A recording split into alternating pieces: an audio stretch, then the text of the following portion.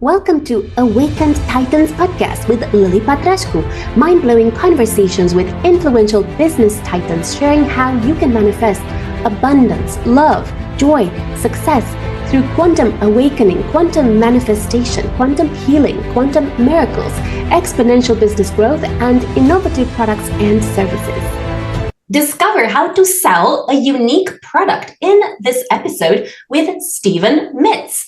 Now, Stephen Mitz is the founder and CEO of IVeinte Spirits. And what's amazing about Stephen is... So we have done a lot of different things to combine industries, starting with alcohol, but also combining it into one of the most emerging, which is cannabis. And so that's a unique concept that we bring into market. Thank you.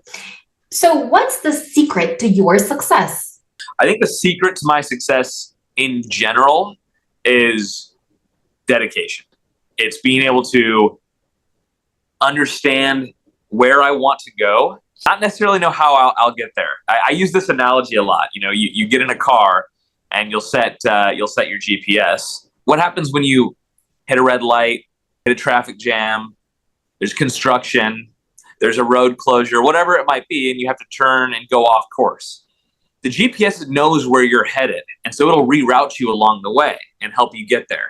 I think that's been the secret to my success, is because you always get these bumps and bruises and peaks and valleys and things that'll steer you off course, no matter where you're trying to go. But being able to maintain that flexibility while knowing what your North Star, your endpoint is, that's really been my secret to success, is kind of having that vision to see where I want to go, even through the clouds and the trees that get in your way constantly. Thank you. How did you become an awakened titan, and how did that help you to sell unique products over the last few years? I would say my major awakening moment, and I have to go back a little bit here, but because I've had a lot of different careers.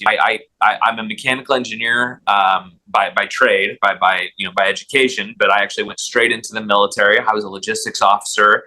Couple of tours overseas, came out. I was recruited to a tech startup. I built that up to a $20 million business doing B2G, so all government type, R&D, that sort of thing.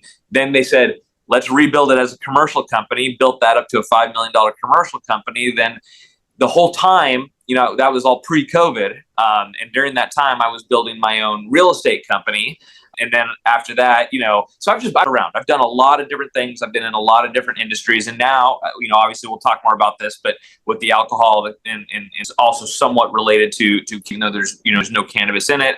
And then I also have another startup, which is in tech. And then I do some coaching and all these different things. And I think my awakening was because I didn't have this much variety in my daily life, 10, 15 years ago. I was doing a job, right? Like most people, I had my job. I had going in and doing what I was doing. And I think I realized I had this kind of aha moment that the to success, it wasn't just getting some money, right? It wasn't just making a sale and getting a check. It was actually your network, right? And I was actually at an event recently. I'll borrow the term, but your network is your net worth, right? So I think it was when I realized, like, man, I've spent these years like building these friendships, these colleagues, these communities, these acquaintances that have all done their own things, and I've done my own things. And as I've done it, you expand. And COVID hit. I was forced to kind of have this come to Jesus moment.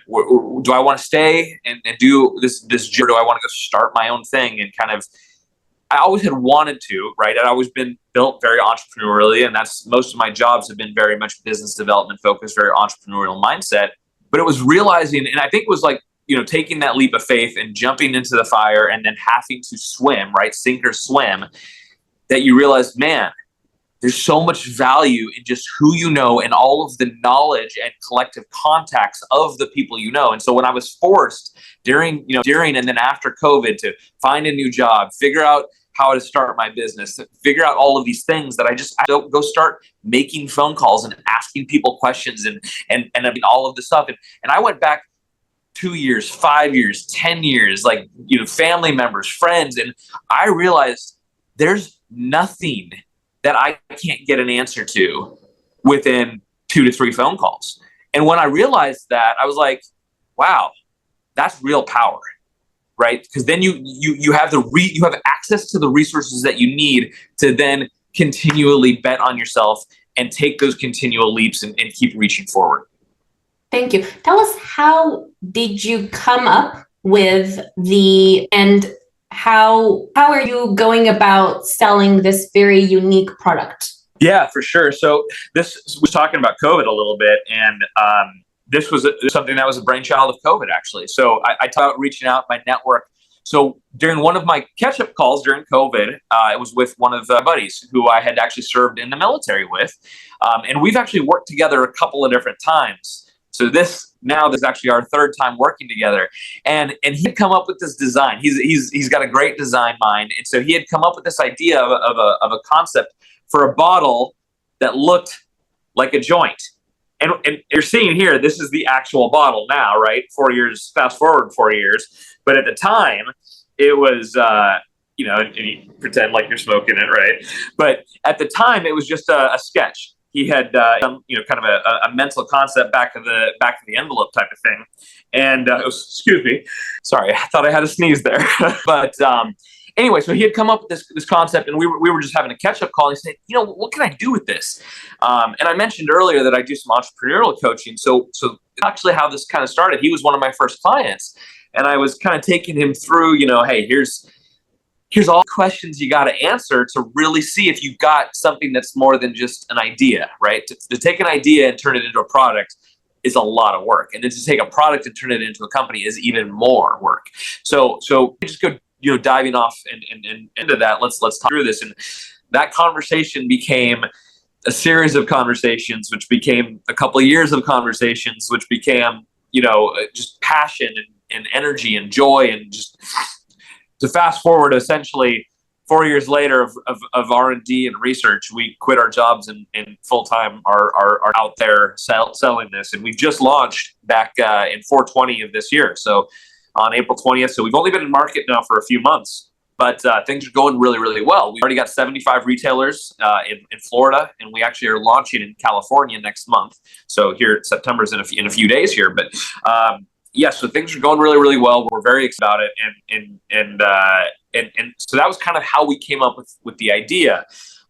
But it wasn't just the bottle, so the bottle, we had to put something in the bottle that was going to be worthy of making people buy it more than one time. Like, the bottle's nice and you might buy it once. You might call it a novelty or a gimmick. And we didn't want that. We wanted the juice, the inside, to stand on its own, to really be able to stand up and come back and want to buy it again, want to drink it again. And that's how we started this path of, and we were talking a little bit earlier about terpenes. And so after the bottle concept, we spent a couple of years in R&D developing what's going to go inside the actual bottle. And that's where a lot of the science and technology piece came out. And with my background, I've had about 15 years of developing deep tech, a lot of product development, working in defense, aerospace, very, very high products. And I mentioned earlier, things that a lot of times shouldn't exist. One of my first products is a camera that we put on a wall, can look 20 meters away and can see, the fingerprint residue that you would leave behind, and actually what chemical concentrate would be in there. And anyway, so there's a lot of tech and specifically development in my background, and so I really attacked this with kind of some of that same vigor. And I think we went through probably 3,000 or more combinations of different terpene profiles that might interact with different vodka profiles. And for the viewers, if you don't know what a terpene is, they're very basic compounds that are basically like essential oils. They're very. If you've ever had a seltzer water, if you've ever had a beer, a grapefruit, if you've ever smoked marijuana, if you've ever had hops, they're very things, but they have very strong aroma and flavor elements, and they can be sourced from very benign substances like pineapple or lavender or pine cone and grapefruit. And that's what we do. We source them, from safe botanical ingredients, but we've mimicked it to smell and taste exactly like cannabis. So it is 100% federally legal. You can buy this. We ship to 42 states. You can buy it online, buy it in store. It's 100% safe and legal, but it still has that that full of the aroma, the smell, the taste, the look, the design, the feel, right? So it's very very unique. So that was what we wanted to achieve, to have it be more than just a bottle, which would be a one-off gimmick. But now you have something that has some depth. So now it's not just a normal vodka. You can pour it, you can sip it. Unlike a normal vodka where you kind of make that face we shoot at that, oh, that's not so pleasant. This doesn't have that. It has more of a gin or a tequila or whiskey characteristic where there's some depth, some nuance, some complexity. But even more importantly, what we learned afterwards is that the terpenes, they're kind of magical. They do some very, very special things. And with our proprietary blend being very complex, having multiple different terpenes in there, whatever you actually mix it with. So if you make one of a Bloody Mary or a Cosmopolitan or a Martini or whatever, the terpenes will actually interact with whatever you're mixing it with and then enhance that flavor. So if you want it to be a little bit more spicy or citrusy, depending on what you're mixing it with, it'll actually take that on. And so now you've almost got something that is drinkable right out the bottle, but it's still 80 proof. And we achieve that without adding sugars, without any additives. It's still gluten-free. It's still low calorie. It's got all of those elements because that's the power of terpenes. And terpenes are just beginning to be under, and with all of the different nuances that you can do with different. So that's really the uniqueness, not only just our patented design, but also the proprietary nature of what's inside the bottle.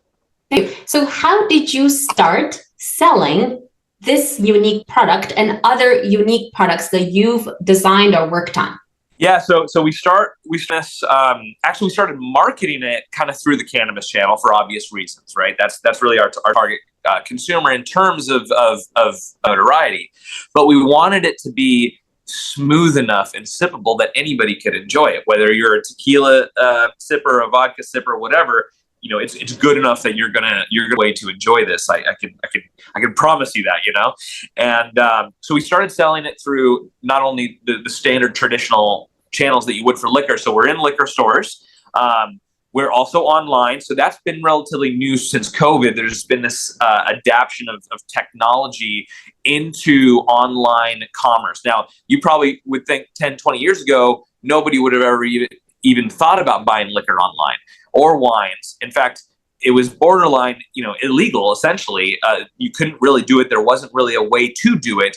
And now there's been a lot of advancements with technology, and especially with fintech and some of the 3PL, party logistics carriers and e-com folks, that has allowed this to happen. And then one of the hidden blessings of COVID was there was this kind of paradigm shift in consumers that allowed them to start buying alcohol online.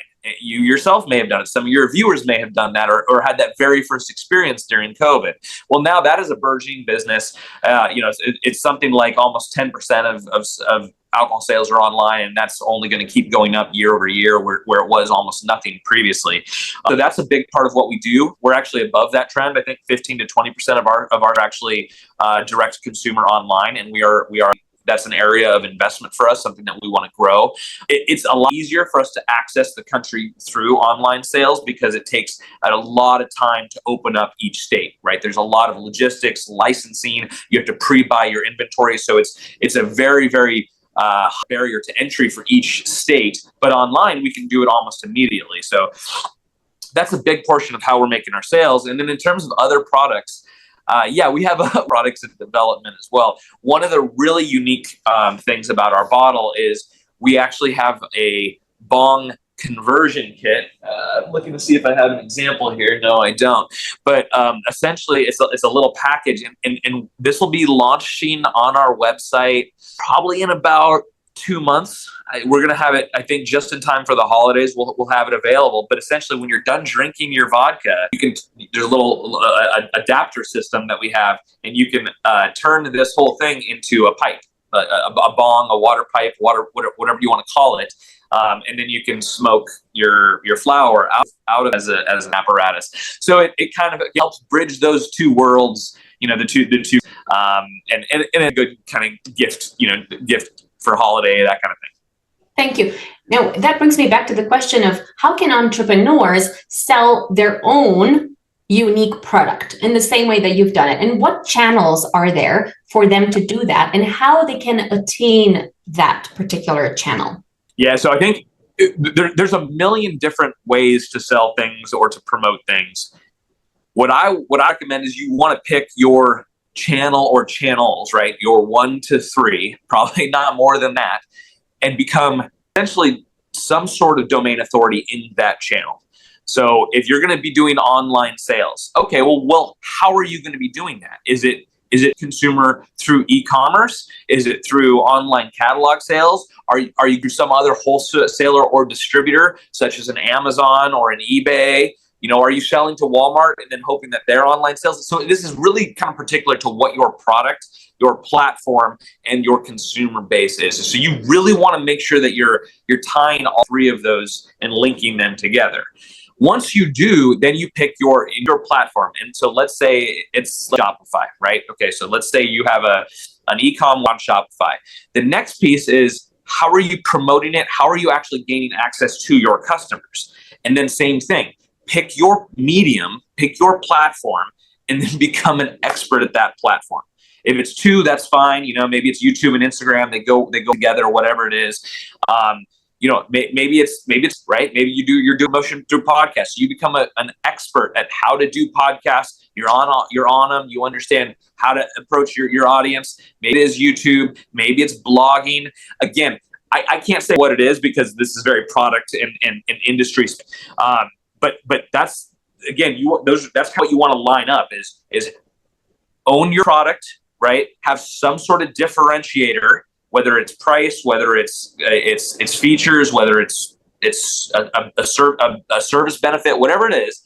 Make sure that you have identified what that is, that you have a really, really clear and crisp way to communicate what that is, and then that you have a really, really good way that you are becoming an expert in how in which you can communicate that message, and then make it really easy for them to buy your stuff afterwards.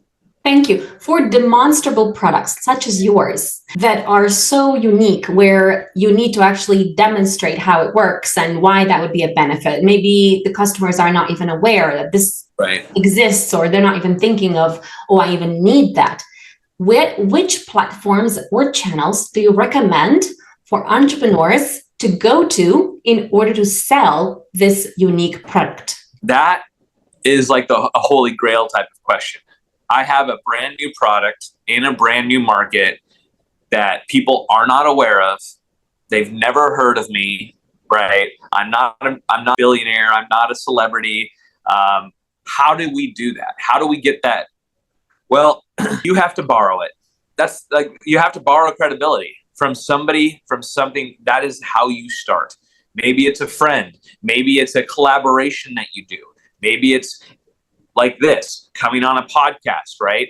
So I'm going to promote your podcast on my platforms. You're going to promote my product on your platform. And so we are using each other's platforms and credibility to gain a wider audience. That's how it's done. There's no cheat code. It's you do a ton of it. If you're lucky enough to be a celebrity, or lucky enough to have a situation where you have an unlimited flow of money and that's not an object, then you can buy that. You can buy instant credibility, and you can buy mass market awareness. Without that, I don't know how you do that unless you have a product market fit, and then you have people that are willing to share it. It's kind of the only way that it works. You have to have something that is good enough that people want it and they're willing to tell people about it. So I don't know that there's one specific platform I would for something like mine, right? So you asked specifically about my product that's demonstrable. The best way is in person. It's in front of people, allow them to taste, touch, see, and smell it, and right then and there. The second best way is a visual platform, right? Because I have a unique looking bottle. So we do personally, we do a lot of work on Instagram because that is a highly visually engaging, medium. We are at the word drink, IV20. if you look us up, you can see we're very active there. We do a lot of collaborations, to my earlier point. So if somebody else has a good following and wants to do something, get at us. We're always looking to grow and expand our reach. That's what it is. It ends up becoming time and dedication, and you have to just commit to continually the grind, right? It's getting out there.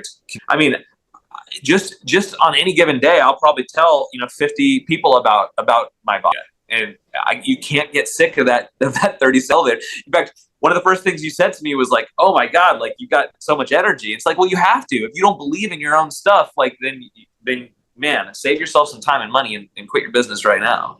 Thank you. Do you do a lot of influencer collaborations where they promote your stuff on TikTok, Instagram, or YouTube, or any other platforms? Or do you use any influencer marketing platforms that have thousands of those kind of influencers?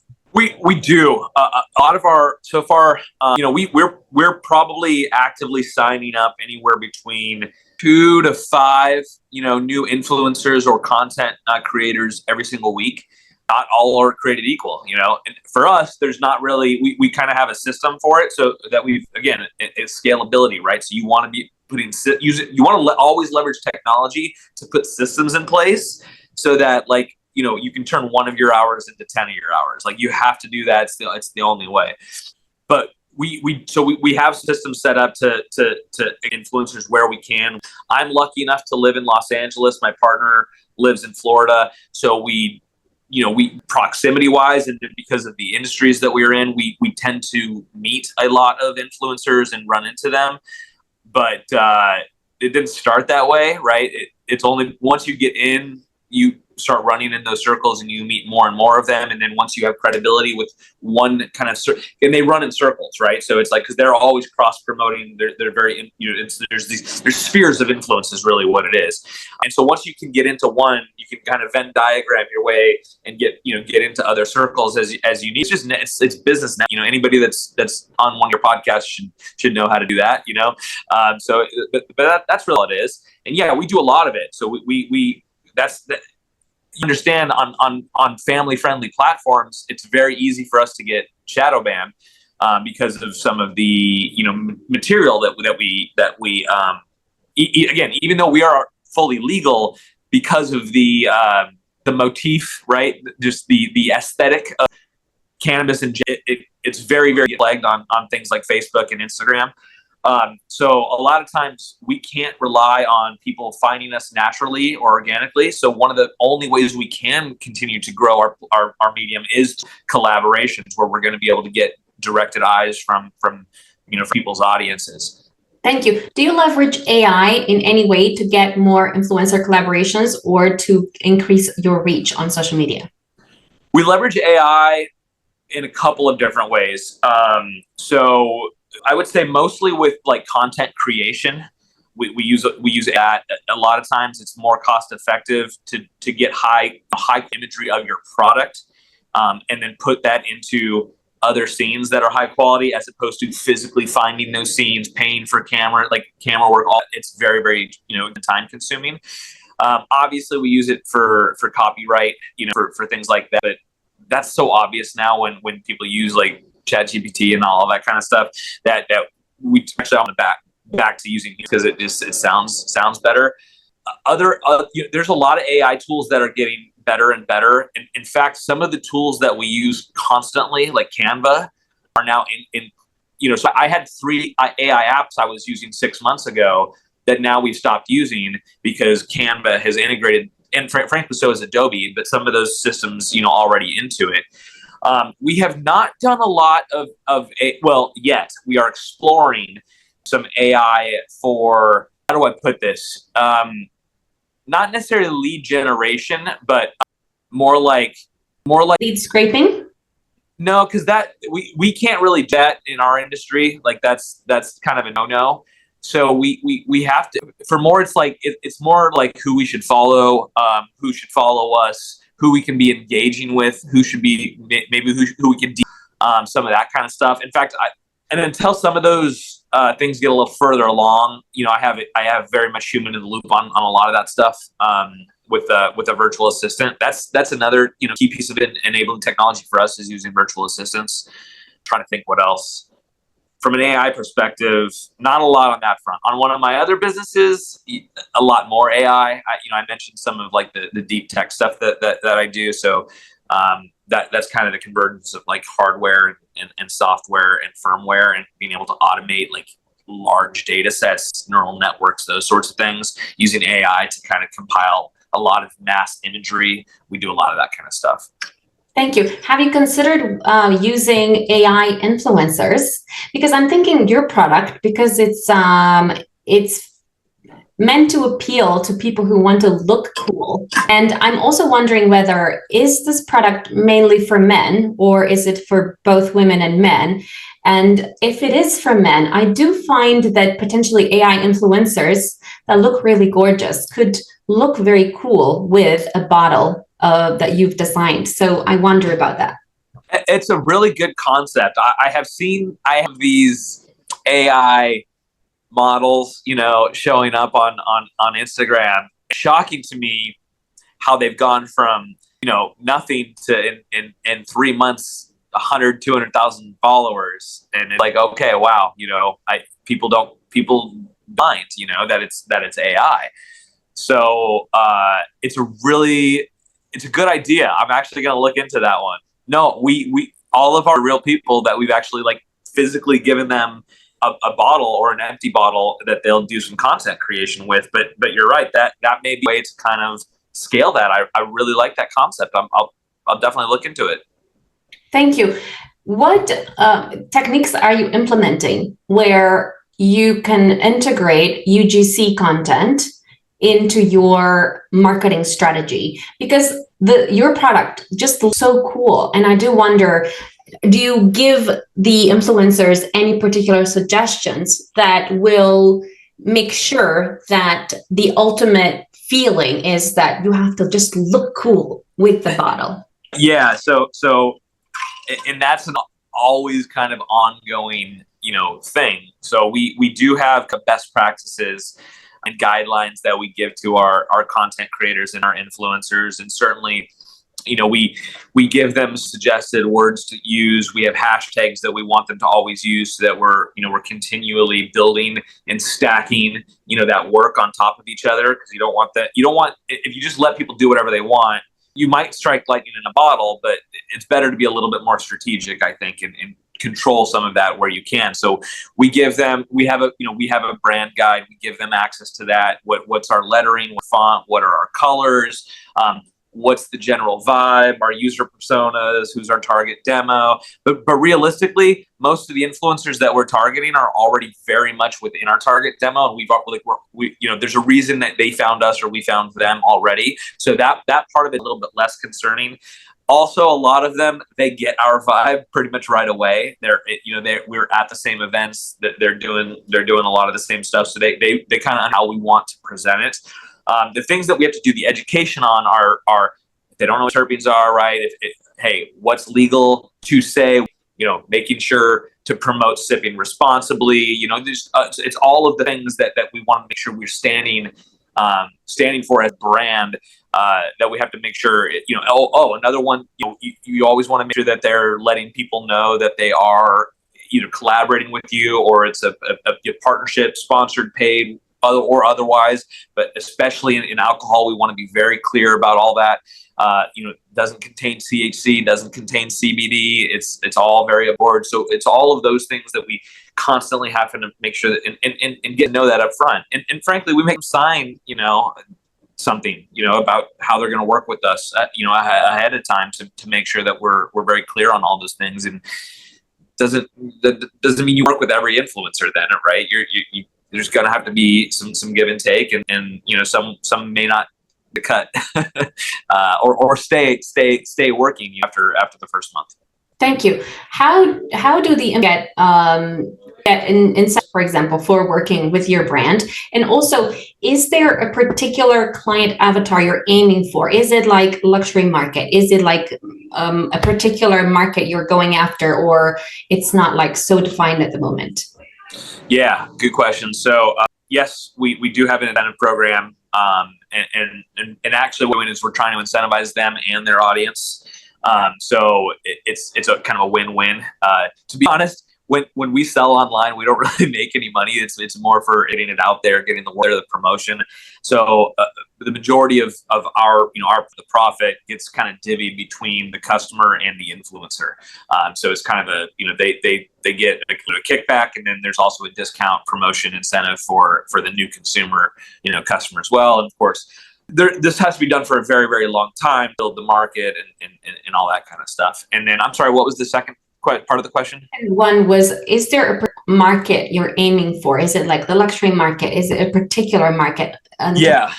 So that's avatar. And what does that client avatar looks like? And how did you discover that was your client avatar?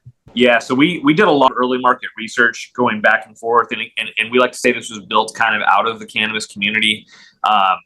When we started with just a styrofoam bottle and no idea what we were going to put in it, we went to MJ BizCon. We went there 4 years in a row. It's the largest B2B cannabis conference, and that's really who we kind of built this for, with constant feedback, voice of customer, iterative loops, all that kind of stuff.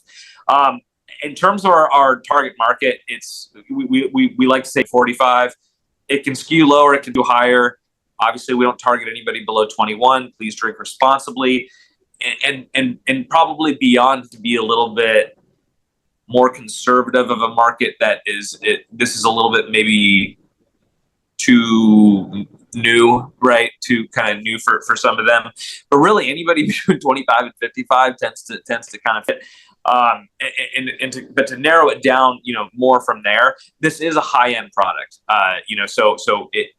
We're launched, anywhere from $45 to $55, depending on, obviously we don't have complete control over all of the on shelf. But that's kind of the range for the bottle. And necking down even a little bit further, we're clearly a lot of different channels that we can market and sell this from. So from a gift giving standpoint, it really opens up the aperture. It can be somebody gift to themselves. If they want to turn it into a water pipe or a bong afterwards, they might just buy it for themselves. Everybody knows somebody who smokes or likes the cannabis culture. We underestimate, but cannabis culture is 50% of America. 50% of America does it, engages it, or supports the culture of it, right? When we talk about cannabis culture, it's pervasive. It's TV. It's everything, right? So that culture is pretty mainstream. In terms of a taste and flavor profile, yeah, if you're a vodka drinker, you're probably gonna like this. But if you're a tequila drinker, you're probably going to like this too. I mean, this really does kind of go after both markets. We have some gin drinkers that say they really like botanical flavors in here. So yeah, that really kind of up our market, a little bit, because it is a niche. There's very clearly a clientele that we're going after here, but it's not just. I mean, it really does have some appeal, kind of beyond that core market. So, what's your message to entrepreneurs worldwide? Whew, man. Okay. It's hard to say just one message, right? I would say, one, I talked about it earlier, but dedication. I mean, you have to be dedicated for the long haul if you're really gonna, commit to it. But you also have to be aware of where you're a little far in the wrong direction, or you've heard the term, putting good money after bad, or whatever. Don't give up too early, but also know when you should pivot. That there's not a behind it. There, so many of these things in business, there's rules, or there's a PowerPoint, or there's a program or a podcast or whatever, right? There's somebody who's done it, some blog you can go read, some book you can read, some school you can go to, whatever. But not that. That's a gut feel. And very few people are going to be able to answer it better than you, the owner of the business who's been building it, right? Especially for what we're talking about today. If you're doing something that's cutting edge, that's brand new, that's disruptive, that's if you resonate with anything like that, if you're just doing something that has been done 100 times and you're just trying to do it, 1% better or 1% different, then fine. Good luck. Go do it. Hopefully, you'll be successful. But if you're really trying to blaze a new trail, it's riddled with minefields, and there's a lot of risk, associated with it.